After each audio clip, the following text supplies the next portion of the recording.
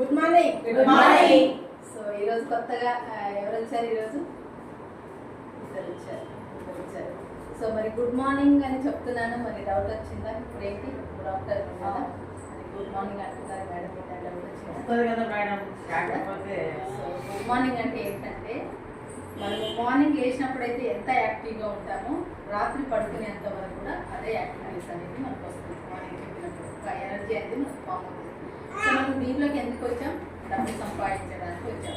good మార్నింగ్లోనే more earning అనేది